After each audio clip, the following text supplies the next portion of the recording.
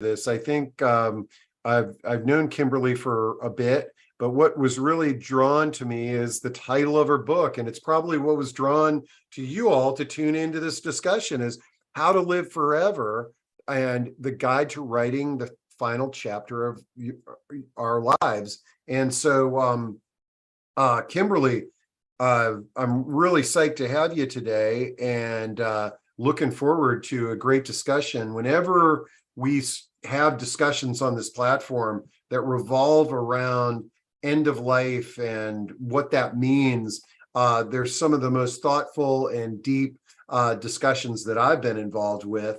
And but before we dive into this topic, let's get to know you a little bit better. I believe you're in Tennessee, correct?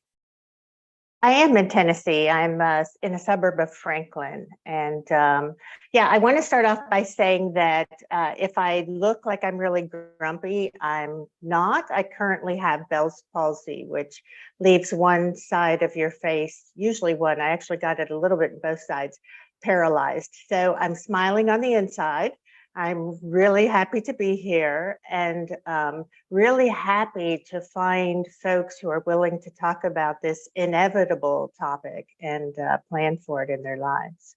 So a little bit about me. Yeah, how did you get into this as an author on this unique topic?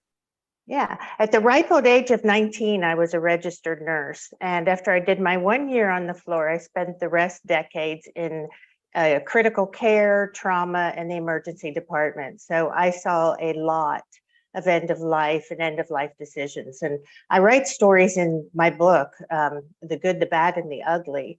Eventually, at one point, I was just brokenhearted, literally from one set of terrible decisions that the family recognized, and decided to go into psychology instead. So I left nursing and went to graduate school in psychology.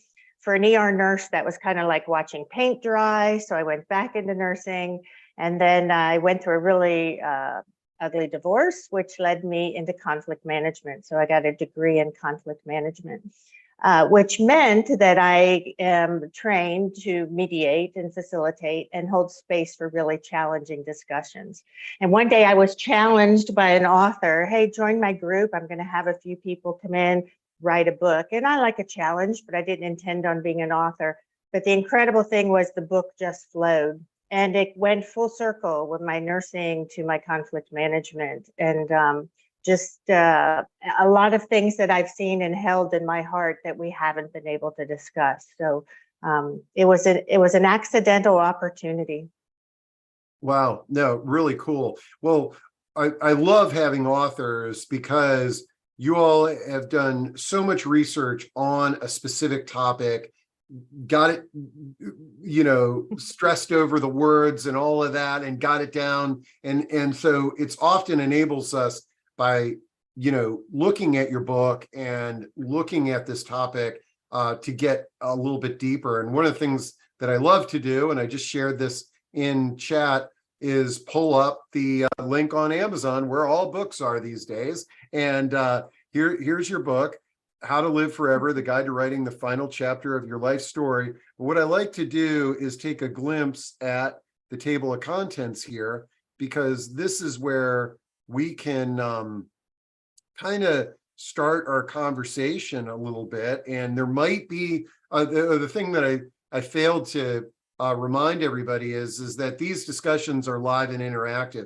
So if there's any ideas, topics, thoughts, questions that you've got, throw them into chat, use the Q&A button to put them there, or raise your little virtual hand and we'll turn on your mic and you can verbally ask a question.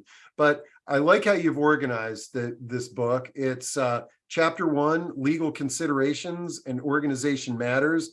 Chapter 2, Healthcare Decisions, Your Quality of Life Depends on It.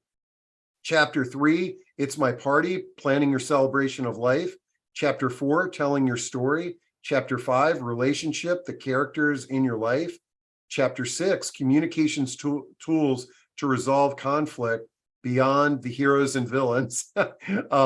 And Chapter 7, Mediation, Handling the Plot Twists and why mediation matters. So you really cover the gamut there, and Kimberly. And I'm wondering we can, if you can sort of give us a little bit of the behind the scenes in those chapters in the organization, and sort of tips on and a little bit of insight on the title of your book. I think there's some real meaning in that the more that I look at it. Yeah, there absolutely is. And listening to you reading the chapters, I'm thinking, I wonder if the irony is coming across, because they're written as if the book is a story book with the chapters related to stories. So the thing that a nursing career starting at 19 taught me almost to an obsession is that we have now and every moment matters. And the sense of story came from the first person I saw die. I'm sitting at her bedside. No one else is there. I didn't want her to die alone. And as I'm watching her and waiting with her, I'm just wondering about her, what she loved, what she hated, what she did, what secrets she had. And I literally had a vision of a book closing, her story ending. So this is 1980, and I had this thought of a story. And every time I saw someone dying or they're at the end of their life, that story concept stayed with me.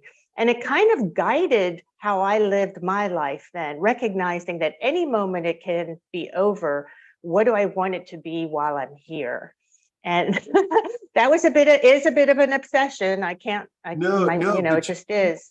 What's interesting about that is you're talking, I've reflected on this as well. It's a little bit different, but I've been, I don't know, several dozen memorial services and funerals in my life. And there's a few that I got really emotionally distraught. And the ones that I would get very emotional at were the life stories that it didn't feel like that person took full advantage of their time on this planet. Whereas some of my dearest, friends and colleagues that have passed, yes, I'm sad to be missing them, but emotionally I wasn't as distraught, because man, I felt like they made a very positive impact on their time here.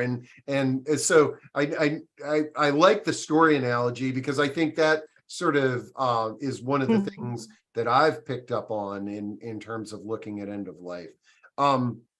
You kick off chapter 1 with the legal considerations and organization matters. And I'd love to hear a few thoughts on that. I think that is oftentimes where the conversation starts, is that right. Somebody tells us we need to do estate planning, and you talk to a lawyer about this, but nobody else.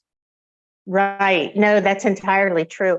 So I'm not an attorney, but I work with attorneys in my mediation field. And I've literally put that chapter first to get the boring stuff out of the way, because that is the wills. I have a list of the papers that you need. And, without having a will, which a remarkably large amount of people do not have, everything gets tied up. The courts decide where it goes. It's probably not to the places or people that you want it to. You have your advance directives, which are also a legal document, but I go into that a lot with the healthcare documents. So there are some things that you have to do just to make sure that your wishes for what you've built goes to where you want it to go. And even more importantly, that the people you want speaking for you are the ones doing that. Because in the absence of naming people to handle your legal or healthcare affairs, in the event you can't, again, the courts will potentially pick somebody to do that, and they don't know you or know what you want. So the good news on that, I just want to say, the ABA, just this morning, I was reading the newsletter, the American Bar Association, and I've always supported decision making, which in some states is a law. that, but in a lot of states, it's about capacity in making decisions if you haven't done it ahead of time.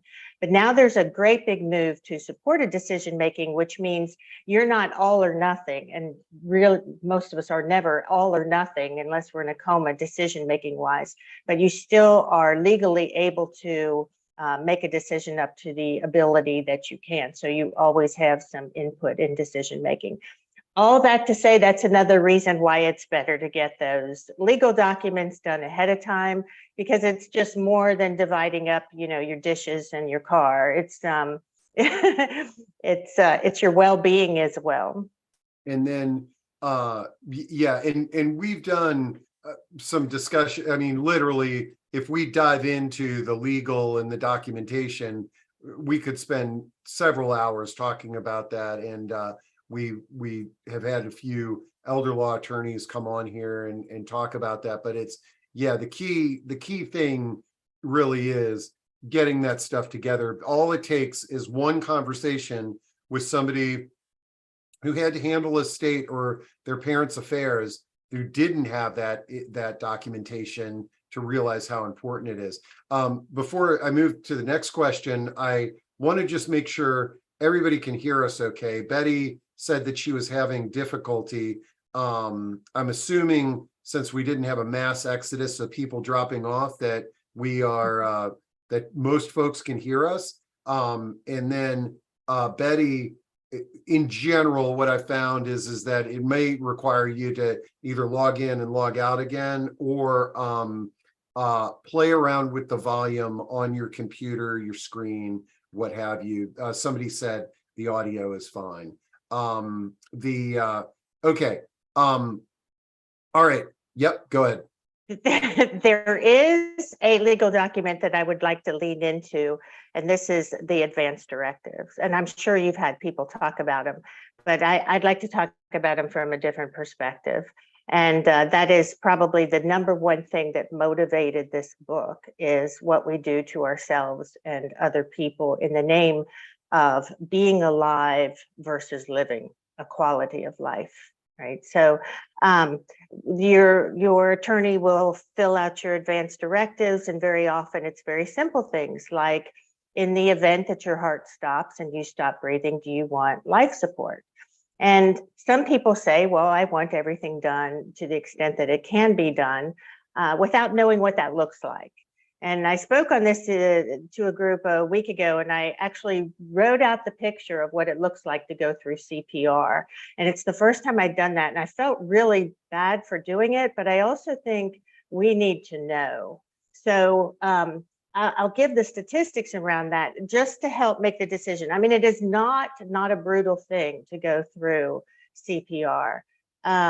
There's a 5 to 10% survival rate outside of the hospital if you should have a cardiac arrest or stop breathing and you're resuscitated there.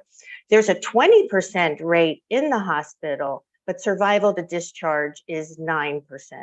So we're really, in making these decisions, I always say we're walking the fine line between hope and regret. But back to the advanced directives part of that, there are a whole lot of things between being healthy and well and where you are now and dropping dead that are decisions that need to be made. And it is in the event that I'm 82 years old and a little bit confused and develop some kind of heart problem, can I be shipped off to open heart surgery? It happens, right? And a lot of times that means that the rest of my life is the end of my life because of that surgery, because I'm not well enough to do that. So in what condition do I want more treatment? And what are the consequences of that treatment? What is the likelihood of that treatment?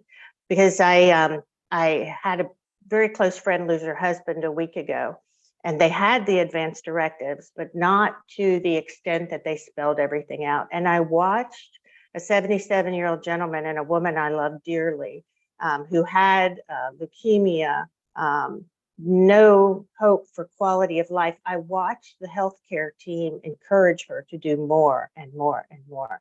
And he was in anguish. and they wouldn't medicate him for pain because his blood pressure was so labile. They was afraid it would lower. She is so wrestling with, did I do the right thing? Well, we're all doing the best we can in the moment. So I assured her that she cannot second guess that, but she does have a picture of him in agony. And she said, I think that picture will stay with her forever. It will. So the decisions around at what point do I not want treatment, and very specific about tube feeding, about here's a big one. A lot of people go into kidney failure early as a symptom of end of life, and they're moved to dialysis. I've not ever heard anyone say, I love dialysis. I mean, it's a cost in itself. It's exhausting. It costs you a certain quality of life. So in all this, I say the one thing for sure is we have all these great tools now for living longer, but there is a cost to that. And the cost is it's harder and it's taking longer to die. And we have to talk about that, because at what point can we talk about the quality of life? What's important to you that's worth fighting for? And where is that bar? Is breathing the bar? Or is it, for some people, I actually surveyed attorneys of all things in this. And I got things like being able to work was the highest or the lowest bar value for someone, being able to make my own decisions, being able to pray. I mean, you know where it is that's worth fighting.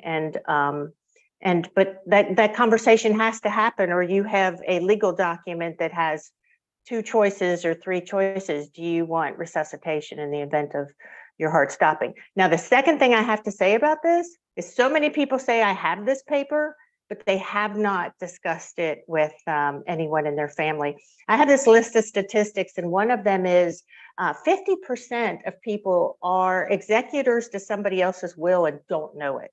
Yeah. Right. So if I haven't told my children exactly what I mean by do not do this, they're not going to know. And medicine will err on the side of doing, and there's a really likely chance so will your family, because they're basically making the decisions between your life and death, which is the hardest decisions that we'll ever make. So being very clear on that, having the discussion with your family. Big chance your family's going to say, I don't want to talk about that. Oh, no, it's not going to happen to you. I think we can start normalizing the fact that we're going to die, have the conversations because it's going to happen, and set a new precedence for our children and our children's children to acknowledge that this is part of life. I love it. And yeah, with all of these end of life discussions that we've been having on here, it always comes down to communication. I mean, yeah, you can get the papers done and you can think about this, but if you don't share this with other people, it doesn't, it's not going to work. Now I'm dropping in a link to all of our end of life discussions that we've had, and you said something about the documentation that, and letting people know that they're an executor and that they're in your advanced care planning and what have you. One of the discussions, where is it? Well, I'll find it. But what there is some software that is out there that helps with this. And I went through and I did it on the software. And what I liked about it was that it asks you, it prompts you for who's in your kids, my brother, what have you. And I put in my email. And when I'm finished with this document, it automatically, if I want it shared, it shares it with everybody so that folks know where this documentation is. So difficult. Yeah, that's very cool. Yeah. Okay. Now, I love our audience because I love the way that they ask questions. And Ryan has a good question here, and I'm curious at your response. Is that he says, as an occupational therapy who works in home health hospice, we encourage and facilitate opportunities for reminiscing as a valuable occupation. I like the idea of recording these conversations for families to listen to later, as well as coming up with a written document. I would love a recommended list of questions to ask if you have this. Maybe you address this in your book, but is that something that one of your chapters addresses, or can you give us all your thoughts on that? Well, this gentleman is not a plant, because honestly, that was kind of the whole thing with the book, How to Live Forever. I believe our story is our legacy. And whether we pass that on in writing and recording in some way, I also believe we pass on our story, our legacy, and how we've treated people in any given moment. I mean, everything we do has an effect that is passed on and keeps going. So I do have a list of questions. I want to say the importance of that is in a survey, 94% of people would rather have the stories of their ancestors, their family, than grandma's gnomes, than the things that we will to them. The stories matter. And the stories really are a bridge between the past and the future. And without the stories, we don't have that. We don't know where we came from or how we got to where we got. So they're priceless. Now, I always do a pitch for something that I absolutely love, and someday I'm going to tell them, maybe they'll give me a percentage of their stocks or something. But I researched a lot of options. There are online options. I did put a huge list of questions in my book, but there is a site called Storyworth, all one word, where I bought this for someone. You know it, Steve. I think you're nodding your head. My it's dad incredible. I bought it for incredible. all the elders in my family. I bought it for them. My dad was the one person to do it, but I'm glad you're bringing this up because it relates to a bunch of questions that are coming in. Oh, good. So let me finish on Storyworth then. You purchase it. It is not terribly expensive. You can bring your siblings, your spouse, whoever you want in on the process when you gift this, or you can do it yourself. And every week, a question is generated and sent that your recipient can write out whatever answer. You know, what was your favorite thing to do when you were a child? Now, you can have them send the questions, or you can write your own questions based on what you want to know. If they don't like answering them once a week, which is a little challenging, you can slow down the process of how often they're sent. But at the end of a year, they will take the words of the writer and any pictures that are sent and compile it into a hardback book. Now, that whole concept is what I wanted when I wrote my book, that whole story to be generated like that.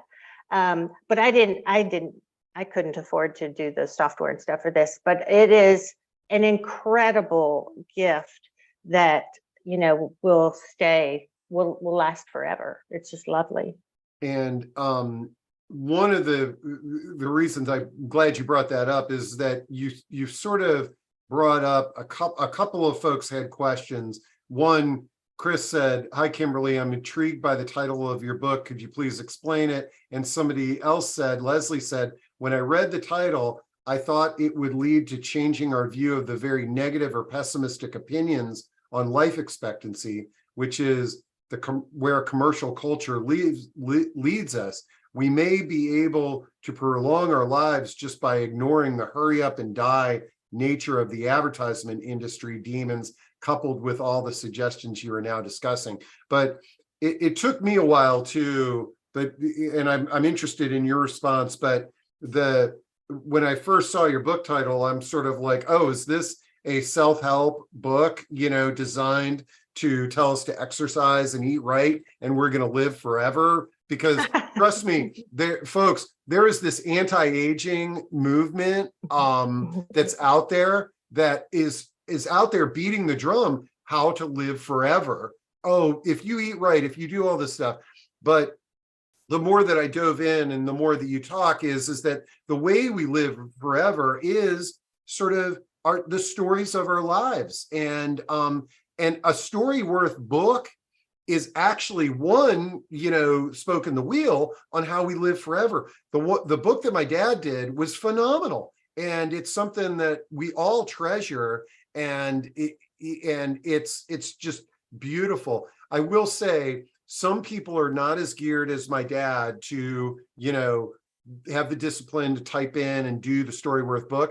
But I came up with this idea for my mom. We haven't implemented it, But what I want to do is just schedule Zoom calls with her where she answers the questions verbally. And then I just take you can easily create a transcript from Zoom, and then we just upload that to Storyworth. It'll be a little more expense, but the other beautiful thing about that is just imagine we're going to have a recording of my mom answering these questions, and my kids' generation, my kids' kids can view that and see what their great grandmother was, who she was, and having her answer things. So I'm babbling, but if you want to address the title a little bit more and elaborate on that. Yeah, you're not babbling. You kind of touched on all of it. When I came up with this title, I didn't waver on it. And I think because it was so important to me, the lesson that I learned at 19, just so clearly, it's so vivid in my head, the moment where I pictured the story, and then living that for the next 180 years. I'm pretty old. Recognizing that the story, I had a client say to me once that my ending is the story I'll be remembered. That's what people are going to remember most about me. And my celebration of life is going to be what people remember. But, what we pass on to our children and they pass on to their children. I have 5 grown children, and I watch them sing the same songs to my grandchildren that I sang to them. There are so many ways that what we do, your work you do is, what we put into it lasts. And that's why I think it's so purposeful in choosing what we put into it. And I also went under the premise that we are pretty purposeful about where we go to school, what job we have, but this part, because we won't talk about it. And it matters. It still matters in your story. So that was my thoughts on the subject. I was told the publisher would probably change the title. I would not have let that happen. I don't know. I just felt so strongly about it. I do get that, I thought this was an herbal thing, or, and then I'm competing with some really nasty How to Live Forever : things following on Amazon too. But this was, those moments in your life where it's the right thing to do. Mm-hmm. This was one of those for me. No. I love it. I think it's a great title. And again, just folks, the next time you're at a cosmetics counter and you see the phrase anti-aging, just think about that. The only way to anti-age is to die. Okay. It's anti-aging means that you're dead. Okay, let's see. Carrie Ann says, when I have this discussion with people, I ask them to really think about and write down what their perfect day would be like. This is a very positive and fun way to get the answer to the family and friends of what they believe is a good quality of life. Family can also read this and judge whether their loved one is living their idea of a quality of life, or if they can no longer talk for themselves. So really great suggestion there, Carrie Ann. I want to jump to chapter 3, which is It's My Party Planning, the celebration of your life. For folks that have, we recently did me and my family did Let's Talk About Death Over Dinner. I hosted a dinner party. And this was a really cool part of our discussion, is just having an open conversation about how you want to be celebrated. And a lot of times it's not the way that your loved ones really think you would answer that question. But I'm curious at the advice that you give folks on thinking about this for our future. Yeah, creativity is key. I mean, I don't know, you can make that any way you want. I mean, you can leave something as simple as leaving a taped message for the people. So instead of them talking to you, you're talking to them. But one of my favorites, I'll give a couple examples. One of my favorites was the living celebration of life. And a gentleman in his 80s read my book and emailed me, and he said, I just wanted to tell you, you put a living celebration in there. My wife had a terminal illness and a feeding tube. And when she recognized that the feeding tube was just keeping her alive, she opted for a living celebration of life. They called together their family, their loved ones, She had a wonderful evening. They discontinued the feeding tube and she died shortly thereafter. That gave him peace. Like he just had so much peace around her ending because it was on her terms and she got to say goodbye, which prompted me to think on the outside chance that my 5 kids feel compelled to speak highly of me at my funeral. I mean, I kind of don't want to miss that. Like raising 5 kids means you've taken a lot from them. I love my kids to death and they're hilarious kids. And I'm sure they'll be telling stories about me that I'd rather they didn't. But maybe if I'm alive for that, they'll be a little kinder in those. But so I like that. Another example, a woman was in her 80s and I went to her funeral knowing her daughter. And at the end, she wrote out exactly what she wanted. And at the end, she wanted everybody, she wanted the music, I Want to Be a Millionaire, which is a Christian song and lively. And she wanted everybody to dance out of the chapel. It gives me goosebumps to say it because you're laughing and crying at the same time. It was so cool. Like she was adding joy to what she knew would be grief. I haven't forgotten her and I'm not related to her. So in remembering stories, you know, the sky's the limit in Oh, no. how you And want this to be. I think we oftentimes we get stuck in, you know, well, this is the family tradition. This is how we do it. You know, we wear black and we go, you know, to a faith-based organization and it's, you know, but you are in charge of this now. And if you make the plans now, like one of my favorite memorial services is the surfer's funeral. And that's where they basically, all the surfers go out in the ocean, they form a big circle, they talk about their friend and loved one, and then they dump the ashes in the ocean and they have a great day of surfing. And but there's, if you type in creative memorial services, there's so many. I just did it really quickly. And one really cool thing was there was talking about a woman who her favorite thing to eat was popcorn. And so at her traditional memorial service, everybody had a thing of popcorn. And what a cool thing and a positive way to remember our loved ones or to be remembered. My friend whose husband just died, the man who died used to give his grandchildren sour gummy worms. And so they were at the service. I had hosted the post burial at my house. There's gummy worms on my kitchen counter. I mean, those gummy worms went everywhere. And for the rest of their lives, these kids will associate gummy worms with their grandfather.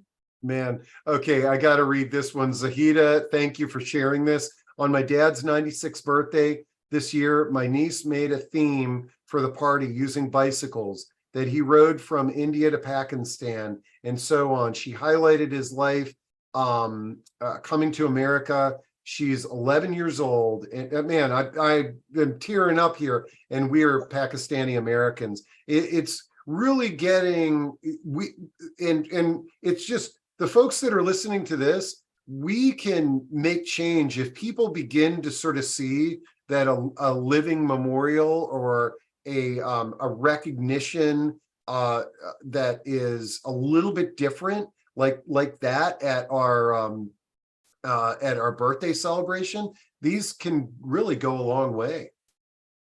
You know, Steve, that reminds me, I've had people go through all the steps in the book and have the conversations and fill it out and tell me this was really, really hard to do because I had to come to grips with the fact that I'm going to die. But afterwards, I felt so free. And that was part of my hope, because I think, you know, when we shine light on things that fear us and fear keeps us frozen, then we can live more fully. And I think that's the same with having these conversations.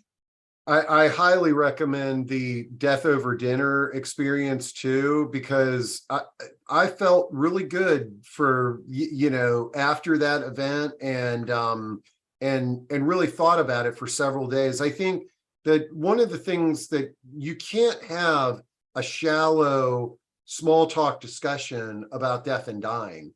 And it will take you to places and you'll form a deeper relationship with those people that you're talking to. So this is great. Nita says, I love the living celebration. Having one for my dad next month. He turns 90. We should have more of these. And I agree. Okay, so let's see. Chapter 5, relationships, the characters in your life. And any words of wisdom there?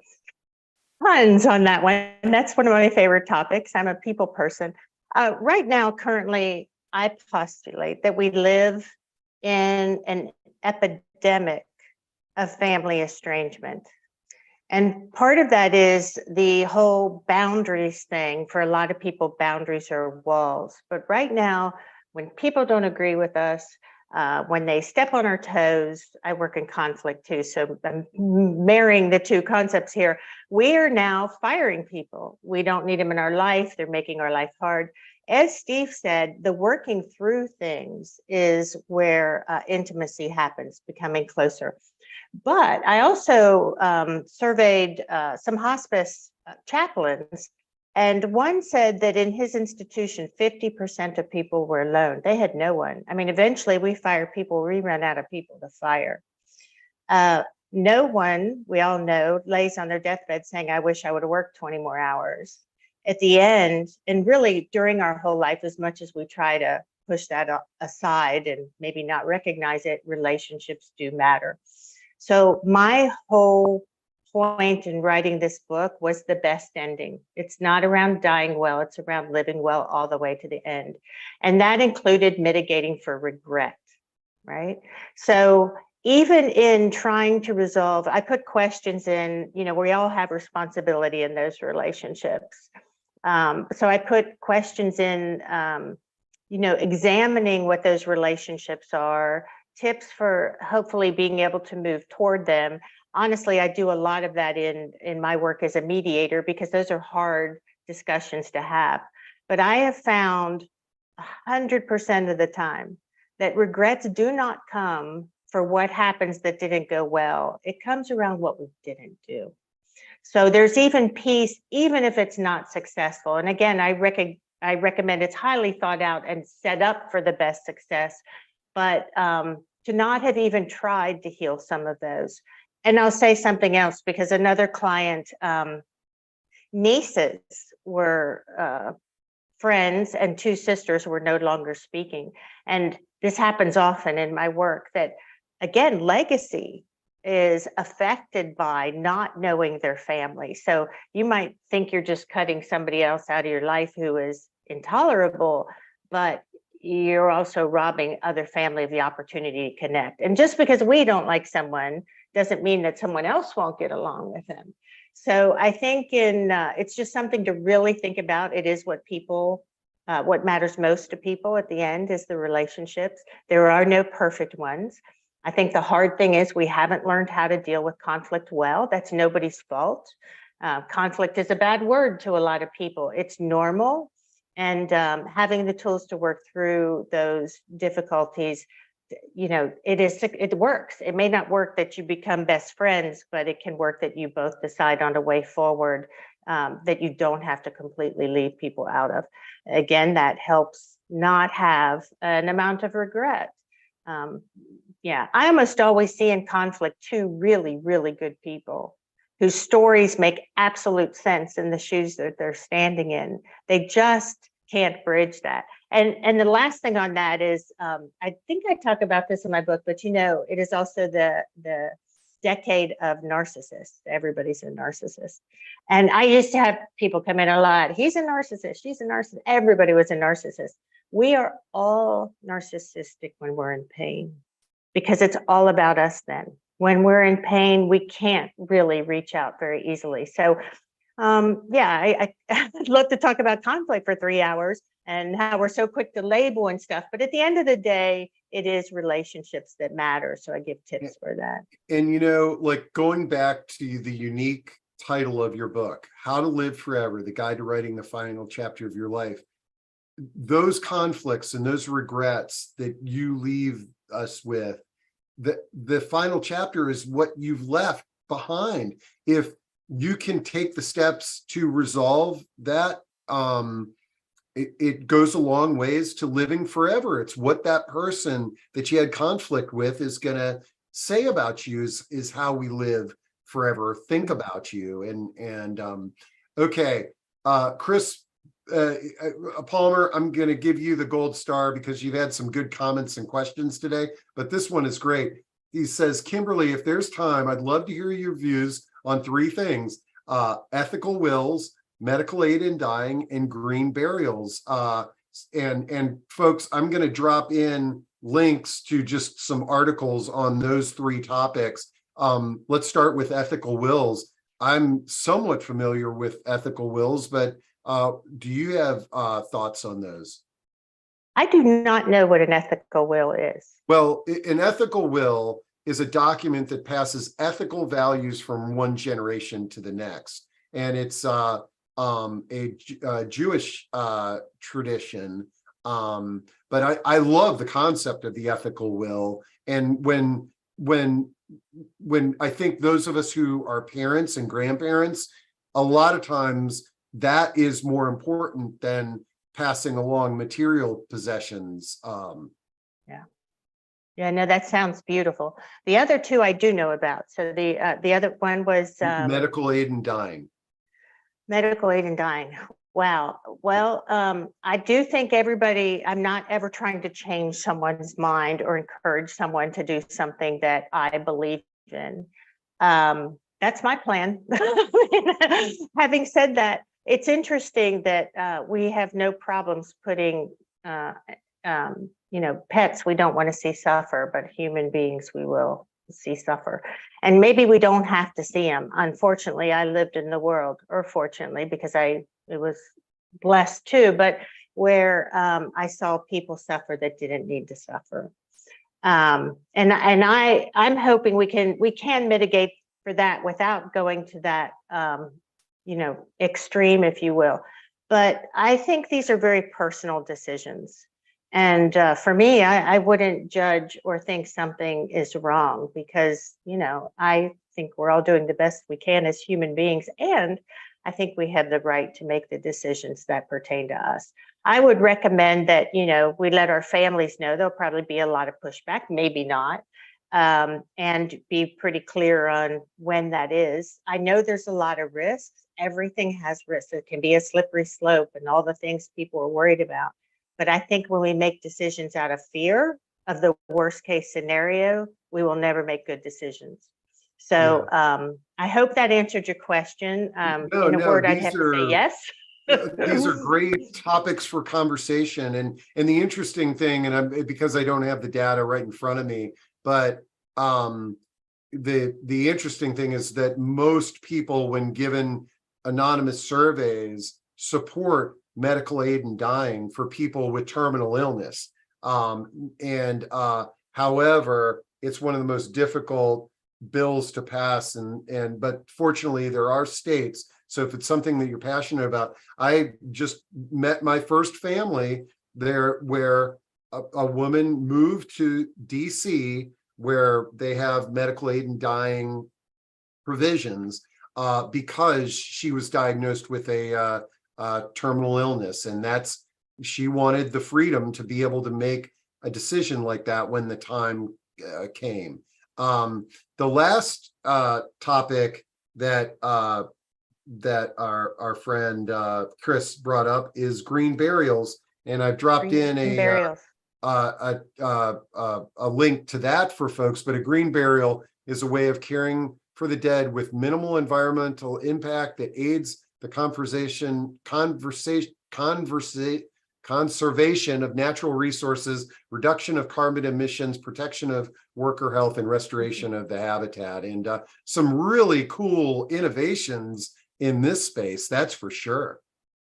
There really is. And it's a little terrifying. I mean, because there are some ones that just don't sound so great if you describe them, like mulching. Some things that take a long process to happen. But I say this, I mean, to me, being, I cared for my dad for 10 years and he died. It's probably been about 10 years now.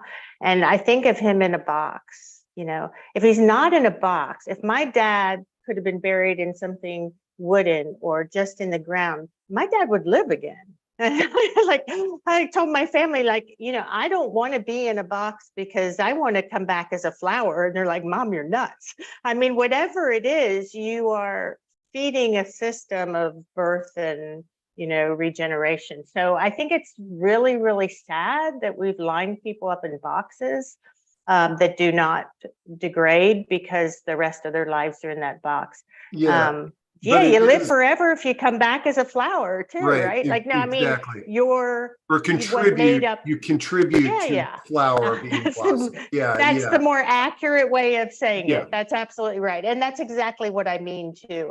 And I think that is the natural thing. Like, I think that just is sustainable and makes so much sense to me.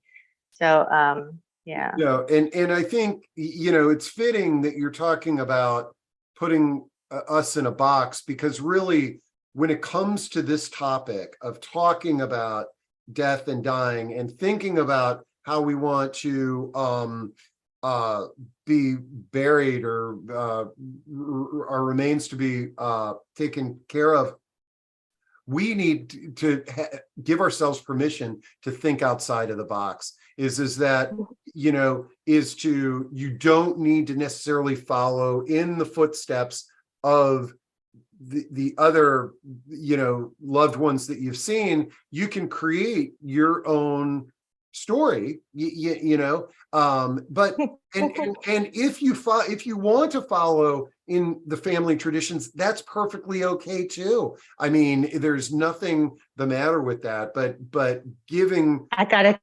Yeah. Sorry, Steve. No, I you're got the it. one who should be talking. Well, so I used to say this on webinars and I couldn't tell how it was received. When I say it live, I can see it anyway, but this is a true story. You know, going through this stuff with my kids, 5 grown kids, and they're like, so Mama, what do you want done with your body? And I said, without missing a beat, I want to be stuffed and mounted. And I want to rotate to all of your houses every 2 months so that I'm standing on your hearth, haunting you forever. And no, I don't want that, but they still don't know if I really do want that or not. And I liked their response. They were horrified. Well, there is a I forgot what country or what ethnic background, where the tradition is to basically, the deceased is in the living room for the first month after their death, and so it's like an open casket, but it gives, the whole concept is that it's a month that and the tradition is you go downstairs and you greet them and you talk about your day and you do all these things. And, you know, we look at that and say, oh gosh, that's kind of creepy or what have you. But when you think about it, it sort of gives how it can probably help with the grieving process. And there's something about that is very positive.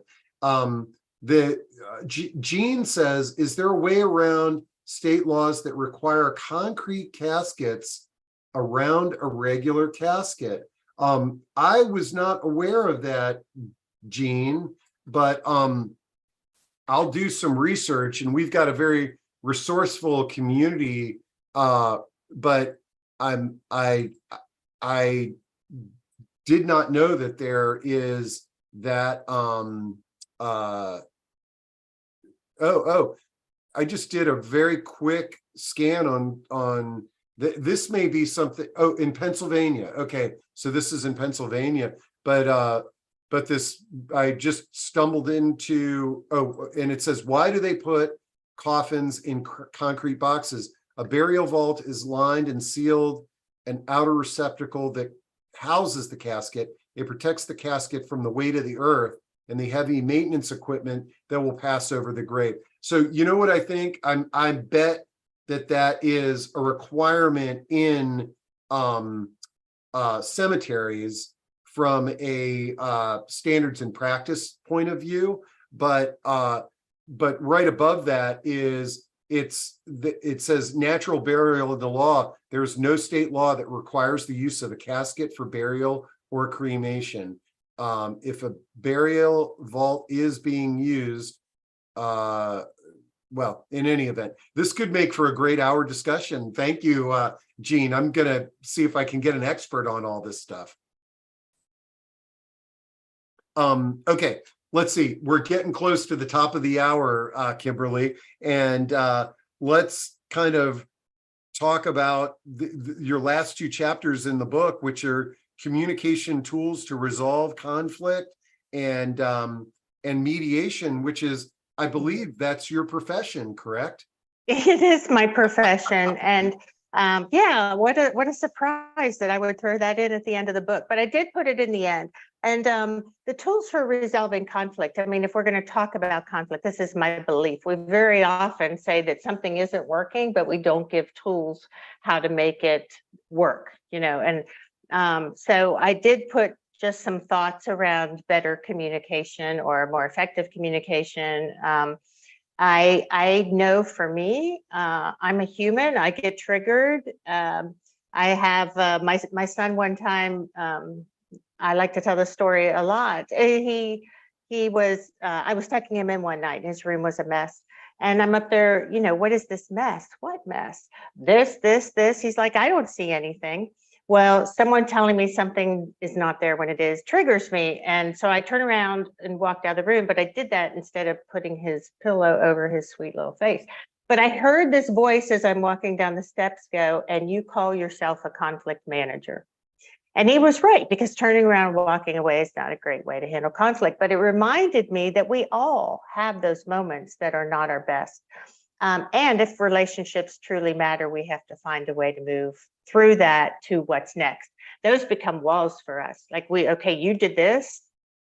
We don't move through to a part that heals. So mediation can do that. Also, around so many difficult decisions, and I list them, everything we've talked about today, every decision, safety is a big one. I see families who are fighting after the fact. I see siblings who will never speak to each other because of the fight afterwards, because things weren't planned ahead of time. And one of the things I want to challenge you before we leave is around safety, because families do fight about safety and everybody wants safety. And we put people in all kinds of situations, like a lockdown situation, to keep them safe. And in fact, we're dealing with a dying population that values their autonomy just as much as they did when they were 18 and just as much as you do. So, you know, safety is not the first priority to a lot of people. They want to live fully. We want to bubble wrap people so that they live longer. And this is a conversation that needs to happen around living longer versus living a quality of life and taking the risk when indeed you are a dying population anyway, and you know, so we don't talk about that, and everybody's afraid of lawsuits. So I will say that lawsuits contribute to us imprisoning and you know, doing all kinds of things that minimize quality of life just to keep people safe. So I'd like to have that discussion for 2 hours. Because you know, it just great. We're going to have you back. I think that the whole mediation and the topic of conflicts, and it really is fascinating. Thank you. Yes, I know we're running out of time, so I will This stop. is great. I want to thank Kimberly, you all for listening too. Yeah. Oh no, this is great, and this is fantastic. Thanks to you for coming on and writing your book, and thanks to everybody for the thoughtful questions and really taking this. I just never know where these conversations will go, and it is. I would never have caught myself saying this 3 years ago before we started doing these discussions.